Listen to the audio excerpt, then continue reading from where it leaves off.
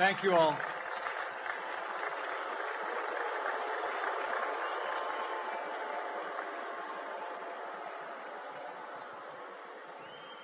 Father Jenkins, Board of Trustees, distinguished members of the faculty, my fellow honorees, guests, grandparents, parents, family and friends gathered here, all who've come from near and far to share a special moment. And congratulations to a generation of promise, the University of Notre Dame class of 2017. We are proud of you all.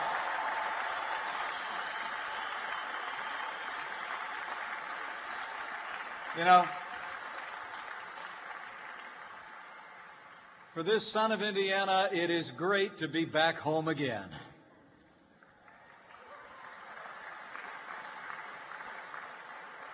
But I have to tell you, it's deeply humbling for me to participate in the 172nd commencement here at the University of Notre Dame in her 175th year. My first-generation Irish-American mother is actually with us today, 83 years young, Nancy Pence-Fritch.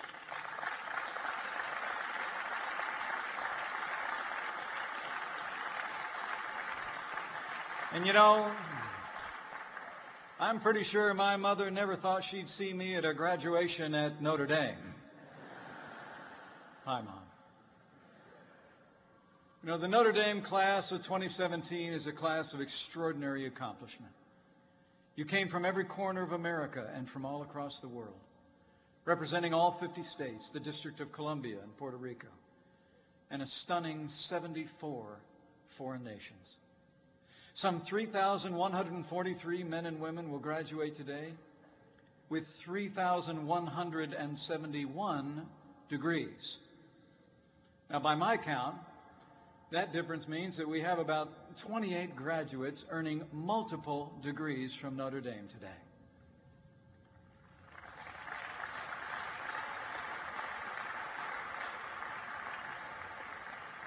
We have with us a two-time Olympian, 2 Rhodes Scholars, 2 Truman Scholars, 15 Fulbright Fellows, a quadruple domer, national champions in fencing and soccer, the Indiana Campus Compact Wood Award winner, and most impressive of all, I say with gratitude that 38 of you will leave here and serve as officers in the United States Army, Navy, Marine Corps, and Air Force, and we thank you for your service.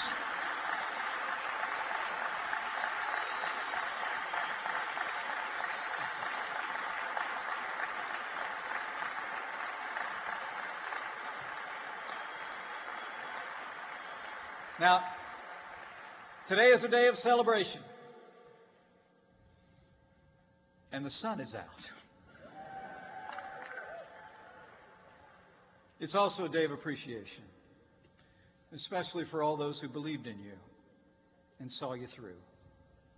Your friends, these great professors, and your wonderful families. On behalf of all the moms and dads here, I can attest firsthand that this ceremony is one of the proudest moments of their lives.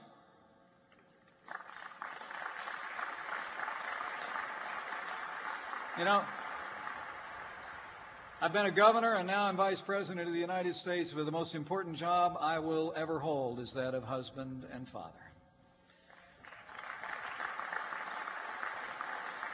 In fact,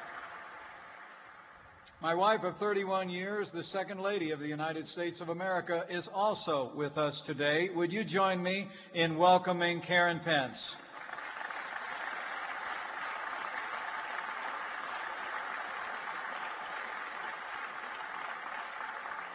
Karen and I are the proud parents of 3 amazing kids, one of them who just joined the ranks of college graduates this last month. So we know firsthand that while today is an accomplishment for all of you who are graduating, it really is just as much an accomplishment for your families. You know you've come to this point because your parents and your families gave you a foundation of love and education. They encouraged you. They prayed for you. And in most cases, they signed a whole lot of checks to make this day possible. So before we go one step further, class of 2017, why don't you just stand up, turn around, catch the eye of the loved ones who are with us today, and show them just how thankful you are for all the love and support that carried you to this day.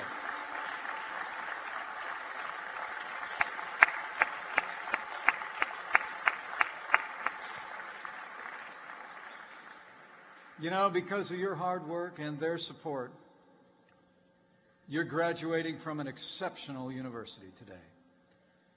And my charge to all of you is simply this: be exceptional from this day forth. 175 years ago, the Reverend Edward Soren and 7 of his companions left their home in Vincennes, Indiana.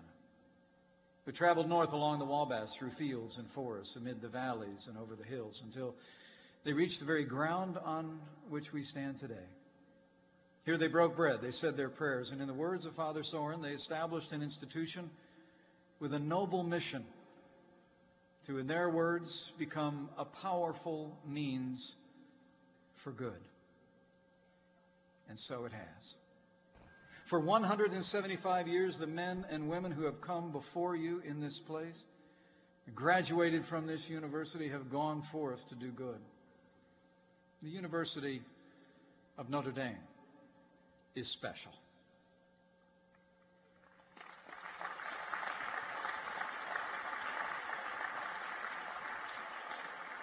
From the arts to engineering, from politics to prose, you've been given a strong foundation of critical thought and knowledge. You've studied the textbooks of your discipline and learned the facts and figures that you'll need to succeed in your chosen field and profession.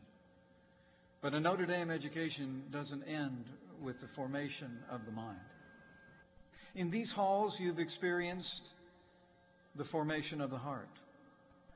Your education here has prepared you for a life of service to your families, your communities, and our country, and the countries to which you will return. Notre Dame is exceptional. This university stands without apology for human freedom and the inherent dignity of every human person, and it holds fast to the faith that gave it birth. And the impact of Notre Dame reaches far beyond the site of the Golden Dome. Your educational initiatives bring knowledge to the children across this country and the world who need it most. Your commitment to social concerns melds faith and action to overcome poverty worldwide. Your focus on ethics and culture promotes the value of all human life. And know that in so many causes, I can assure you that in these matters you have an ally in our still new administration. You know, the greatest honor of my life is to serve as Vice President to the 45th President of the United States of America, President Donald Trump.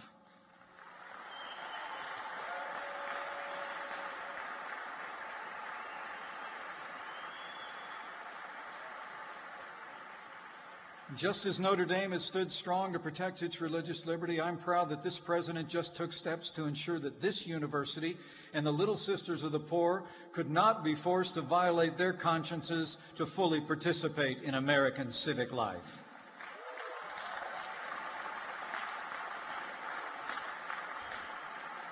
And just as Notre Dame has stood for those who are persecuted for their faith around the world, just a short while ago in Saudi Arabia, this president spoke out against religious persecution of all people of all faiths. And on the world stage, he condemned, in his words, the murder of innocent Muslims, the oppression of women, the persecution of Jews, and the slaughter of Christians.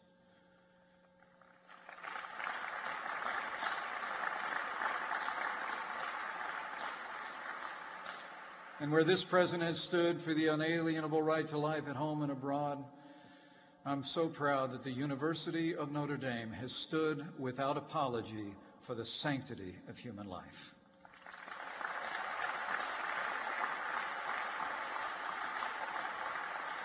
Your education at the University of Notre Dame has been exceptional. But as the good book says, to whom much is given, much will be required. So I urge you as the rising generation, carry the ideals and the values that you've learned at Notre Dame into your lives and your careers. Be leaders in your families, in your communities, and in every field of endeavor for the values you learned here at Notre Dame. And in these divided times, I urge you to take one more aspect of the culture of this historic institution into the mainstream of American life. You know, if the emanations of free speech were charted on a map like infrared heat signatures, one would hope that universities would be the hottest places, red and purple with dispute, not dark blue and white, frozen into cant orthodoxy and intellectual stasis. If such a map were to exist, Notre Dame would burn bright with the glow of vibrant discussion. This university is a vanguard of freedom of expression and the free exchange of ideas at a time, sadly, when free speech and civility are waning on campuses across America. Notre Dame is a campus where deliberation is welcomed, where opposing views are debated, and where every speaker, no matter how unpopular or unfashionable, is afforded the right to air their views in the open for all to hear.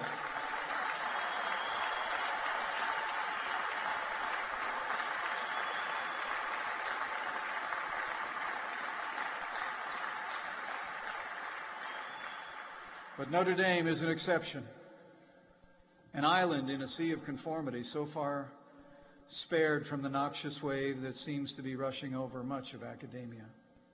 While this institution has maintained an atmosphere of civility and open debate, far too many campuses across America have become characterized by speech codes, safe zones, tone policing, administration-sanctioned political correctness, all of which amounts to nothing less than suppression of the freedom of speech.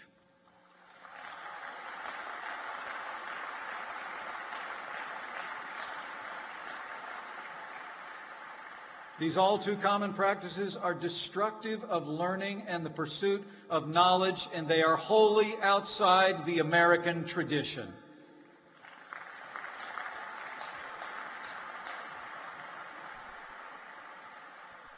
As you, our youth, are the future, and universities, the bellwether of thought and culture, I would submit that the increasing intolerance and suppression of the time-honored tradition of free expression on our campuses jeopardizes the liberties of every American. This should not and must not be met with silence.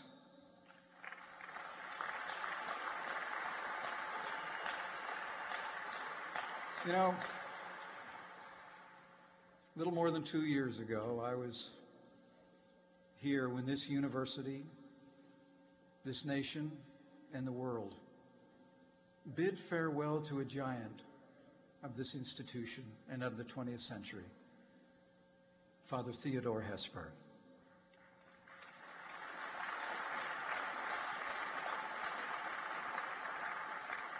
His contributions as the longest-serving president of this institution are legion, but his moral example is greater still and will impact generations. And on this point of which I speak, he wrote words of admonition that I hope you will carry into the careers of consequence that unfold before you. He wrote, and I quote, "Notre Dame can and must be a crossroads where all the vital intellectual currents of our time meet in dialogue, where the great issues are plumbed to their depths, where every sincere inquirer is welcomed and listened to, where differences of culture and religion and conviction can coexist with friendship, civility, hospitality, respect, and love." Father Ted said Notre Dame was to be as she is today, a place where the endless conversation is harbored and not foreclosed, And so I say to this rising generation, so too must America be in your time.